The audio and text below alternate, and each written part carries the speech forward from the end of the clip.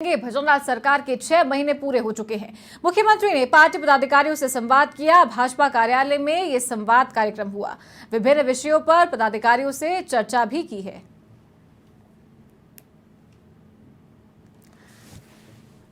तो बता दें कि राज्य में भजनलाल सरकार के 6 महीने पूरे हो चुके हैं। इसी के साथ पिछले 6 महीनों में जो भी कामकाज हुआ है भाजपा कार्यालय में, आज उन 6 महीनों के कार्यकाल को लेकर पदाधिकारियों के साथ संवाद हुआ। सीएम भजनलाल शर्मा भाजपा मुख्यालय पहुंचे। तमाम पदाधिकारियों ने, दिग्गज नेताओं ने उनका स्वागत किया। पार्टी प्रदेशाध्यक्ष सीपी जोशी,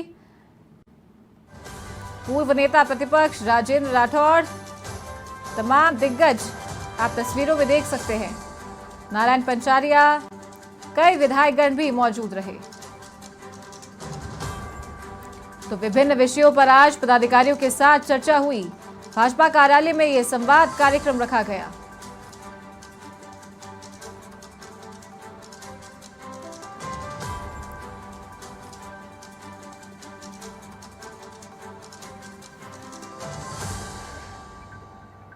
तो भजनलाल सरकार के 6 महीने का कार्यकाल आज पूरा हो चुका है।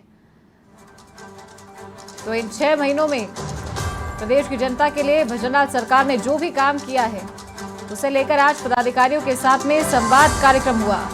सीएम भजनलाल शर्मा पार्टी मुख्यालय पहुंचे। कई दिग्गज नेता पार्टी मुख्यालय में मौजूद थे। उन्होंने स्वागत किया सीएम का और उसके बाद पदाधिकारियों के साथ सीएम भजनलाल शर्मा ने संवाद किया।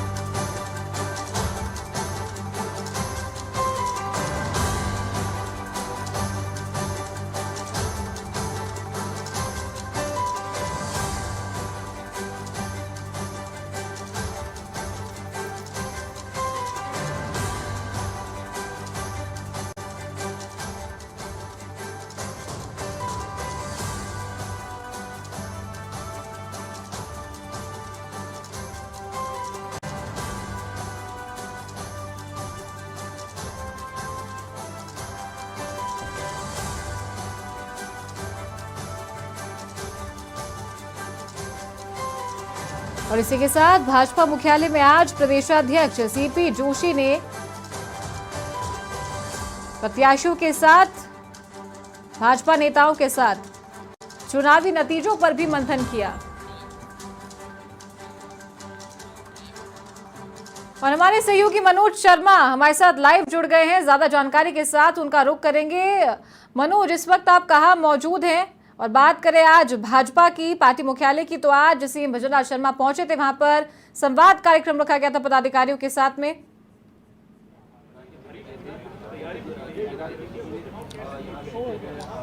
जी चारू, भाजपा मुख्यालय पर इस समय मौजूद हूं, जो कि प्रदेश मुख्यालय, और यहां पर सुबह से ही मैराथन बैठकों का दौर है वो चल रहा है। खासकर कि जो 11 लोकसभा सीटें हैं जिन पर कि भाजपा लूज कर गई है, उन सभी 11 लोकसभा क्षेत्रों में हार के क्या क्या कारण रहे, उन तमाम बिंदुओं पर यहां पर भाजपा के जो प्रदेश अध्यक्ष सीपी जोशी, उनकी अध्यक्षता में बैठक आयोजित की गई है। और उस बैठक में उस क्षेत्र के प्रत्याशियों के अलावा जो पदाधिकारी हैं, संभाग प्रभारी हैं, सह प्रभारी हैं, उनको बुलाया गया था। इसके अलावा राजस्थान के प्रभारी हैं विनय सहस्त्रबुद्धे और सह प्रभारी हैं विजय ताही राहटकर, और अन्य जो तमाम भाजपा के पदाधिकारी हैं वो मौजूद हैं। उनकी मौजूदगी में यहाँ पर विधान लोकसभा वार जो मंथन है वो किया गया, क्या कारण आखिरकार हार के रहे। और दोपहर बाद यहाँ पर मुख्यमंत्री भजनलाल शर्मा भी पहुंचे, जहाँ उन्होंने भाजपा के प्रदेश अध्यक्ष सीपी जोशी सहित यहाँ पर मौजूद जो भाजपा के कार्यकर्ता हैं, पदाधिकारी हैं, उनसे मुलाकात की है। इस समय मुख्यमंत्री भजनलाल शर्मा भाजपा प्रदेश मुख्यालय में मौजूद है और यहाँ पर वो कार्यकर्ताओं से चर्चा कर रहे हैं। कुछ समय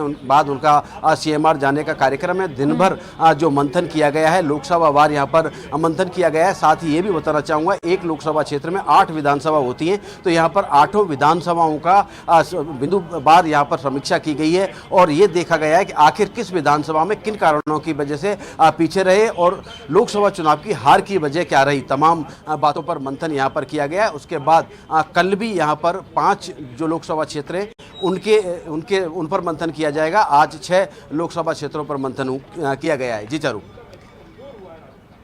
तो मनोज, अगर बात करें सीएम भजनलाल शर्मा के जो 6 महीने का जो पूरा कार्यकाल रहा है उसको लेकर भी आज पदाधिकारियों के साथ में संवाद कार्यक्रम है। सीएम भजनलाल शर्मा पार्टी मुख्यालय पर ही मौजूद हैं। किस तरीके से उनके इस पूरे कार्यकाल को देखा जा रहा है, साथ ही महिला सशक्तिकरण की अगर बात करें तो लोगों में खासा उत्साह है जो डिसीजन, जो निर्णय सरकार के द्वारा लिए गए हैं।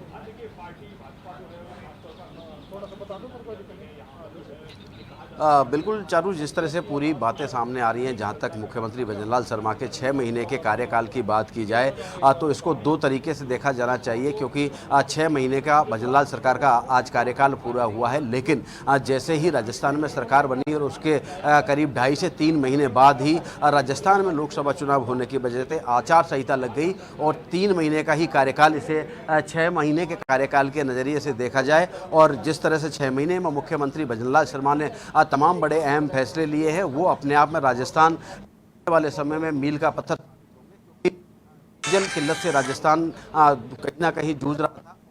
करीब 3 दशकों से जो योजनाएं वो अटकी पड़ी थी, खास करके जो ERCP मुख्य योजना है, जिससे कि राजस्थान, पूर्वी राजस्थान के 21 जिलों को पेयजल पानी मिलेगा, साथ ही किसानों के लिए भी सिंचाई के लिए पानी मिलेगा। इसके अलावा दूसरे समझौते की बात की जाए तो यमुना जल बंटवारा समझौता किया गया था, जिसके शेखावाटी जो संभाग है, जिसमें कि 4 जिले आते हैं, उन चारों जिलों को पेयजल पानी की जो समस्या आने वाले समय में दूर होती हुई नजर आएगी, क्योंकि समझौते यहाँ पर हो चुके हैं। ERCP के लिए मध्य प्रदेश सरकार से समझौता हुआ है और साथ ही यमुना जल बंटवारा ताजेवाला हेड के लिए यहाँ पर हरियाणा सरकार के साथ समझौता हुआ है। तो आने वाले समय में जिस तरह से ये समझौते हुए हैं और दोनों ही योजनाएं यदि यथार्थ के रूप में मूर्त रूप धरातल पर लेती हैं, तो इन योजनाओं से काफ़ी जो क्षेत्र है, कह सकते हैं आधा राजस्थान पूरा सिंचित होता हुआ और पेयजल समस्या से उभरता हुआ नजर आएगा। तो अपने आप में महत्वपूर्ण योजना हो जाती है।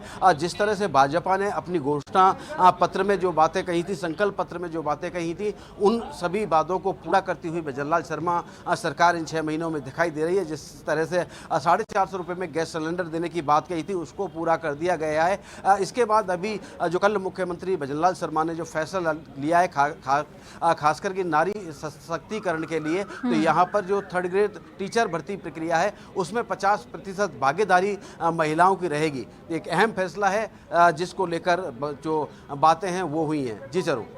चलिए ठीक है, बहुत शुक्रिया मनोज आपका हमारे साथ जुड़ने के लिए और तमाम जानकारियां हमें देने के लिए। तो ये थे समाचार प्रेस संवाददाता मनोज शर्मा, लाइव हमारे साथ जुड़े थे।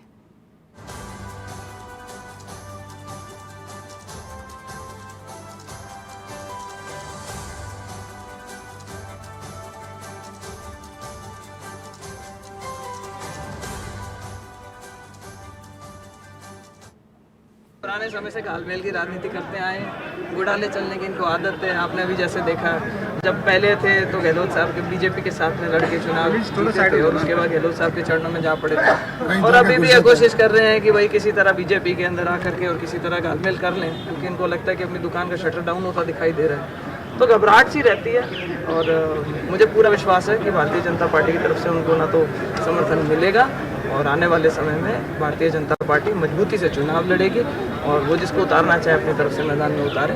और मैं तो कहूँगी कि वो हर बार जब चैलेंज करते हैं कि मैं अकेला चुनाव लड़ता हूँ और मैंने पार्टी बनाई, तो भाई अब की बार मैं भी कहती हूँ कि अकेला आके चुनाव लड़ो। ये घालमेल करके 2 पार्टियाँ एक साथ होकर के लड़ने का, बैसाखियों के सारे चुनाव लड़ने का काम बंद करो।